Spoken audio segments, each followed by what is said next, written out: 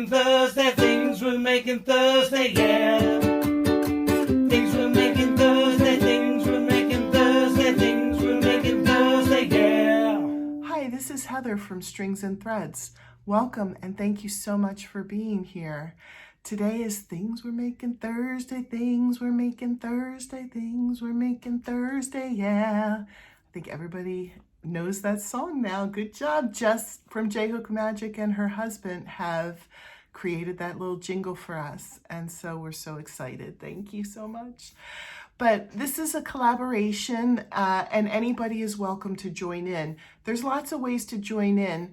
If you're a content creator, you can join in we get a free pattern every month and all of us work up the same pattern and show our progress every Thursday. Then at the end of the month, I put together a slideshow of everybody's finished projects and we show our finished project and then announce what the next pattern will be. So next Thursday will be the last Thursday of the month.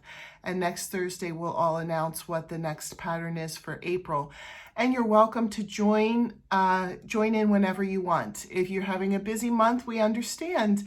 If you love the project, feel free to come in and join. Just come and go as you please. So if you're not a content creator, you can also join in by sending any one of us pictures and talking about the project with us. But probably the main way to really be involved would be to go over to our Facebook page. We have a Things We're Making Thursday Facebook page where we have a lot of yarny chat. We've all asked each other questions about this pattern. We've also expanded out. People talk about the projects they're working on. We have yarny talk. They talk about different stitches and different things going on, different sales going on in different stores. So there's a lot of great community bonding over yarny art going on Things We're Making Thursday. So if you're interested in that, I do have a link to that, to the Facebook group in my description. And so you can feel free to head over there and join. Anybody can join in with us. So this month we're doing the Luxe Trio pillows and I have a link to the free pattern in my description, as well as the patterns that we did for January and February. If you are interested in going back, I also have a playlist of everybody's videos, not just mine, but everybody's, and I think I caught everybody's and put them in this playlist. And so if you wanted to go back and see how we did February's project or how we did January's project, you can always go back and find the videos for those there. But I don't have the physical copy in front of me. I don't really need it anymore, so I probably have it laying around here somewhere, but I couldn't find it. So the Luxe Trio pillows are made with Red Heart Dreamy yarn, which is discontinued.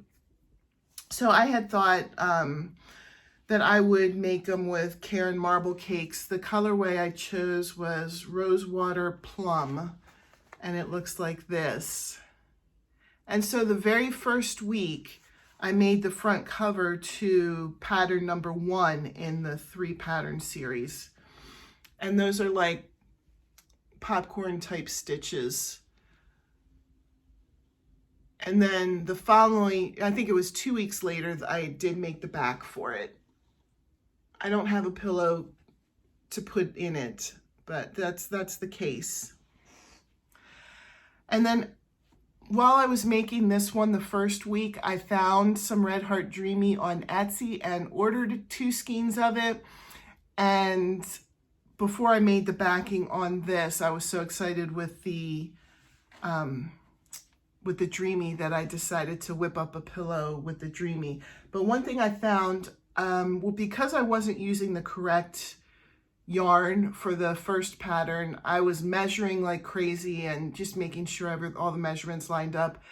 And because the measurements weren't really quite an issue, I didn't do that when I got the Dreamy. I was like, oh, this is the right kind of yarn. This is what it's supposed to have. I didn't measure and it ended up small. But that didn't bother me because I really fell in love with this pillow. So I made the front panel.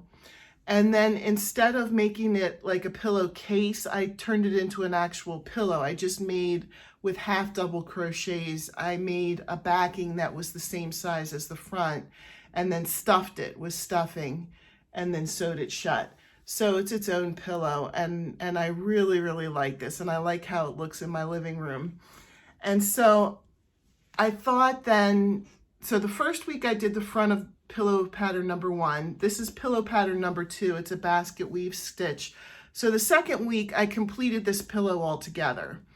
And then last week I did the backing for the pillowcase number 1. And this week I was like, oh, I'm gonna do pillowcase number 3. And I'll do that one for this week. Well, I'm gonna insert right here what happened when I did pillowcase number 3 with Red Heart Dreamy Yarn. Hi, it's Heather from Strings and Threads. Welcome and thank you so much for being here. This is just going to be inserted into my next Things We're Making Thursday video because I tried pattern number 3 with the Dreamy, and I'll show you what I have. I've done this stitch before, but I absolutely don't like how this stitch is turning out in Dreamy. It actually looks even worse in real life. The fuzz and is really like making the stitch look blurry. Gosh, it looks much better in the video than it does in real life. When I'm looking at this, I think I'm not happy with how the stitches look on this. So I'm going to rip out what I have so far, and I'm going to go and do another basket weave to match the other basket weave pillow that I made, and then I'll just have a matching set. I feel like the stitches of the basket weave stitches look so nice on the Dreamy yarn that I have, and this just kind of looks fuzzy and blurry. It doesn't look as nice as the basket stitch. So I wanted to show you that I did try the third pattern, and it is a stitch that I've done before, so I know that I'm doing it correctly. You can see the double crochet that needs to go back to the skip stitch. It's just, I don't know. And I've seen some of the other ones that you guys have done, and I think they look so pretty with the regular yarn. You can really see that stitch much more clearly. So thanks for letting me pop on with that. Unfortunately, I didn't quite finish the front. I mean, it still looks pretty good and it's pretty close. But this week I'll have a little bit of catching up to do because I'll have to finish the front panel and the back panel and then stuff it and make it into a pillow. I think I can. I did this one in 1 week, but I was really, really excited to get this done. I can do that with this again. So by next week, I'm hoping to finish this pillow, and then we'll announce what we're doing for April.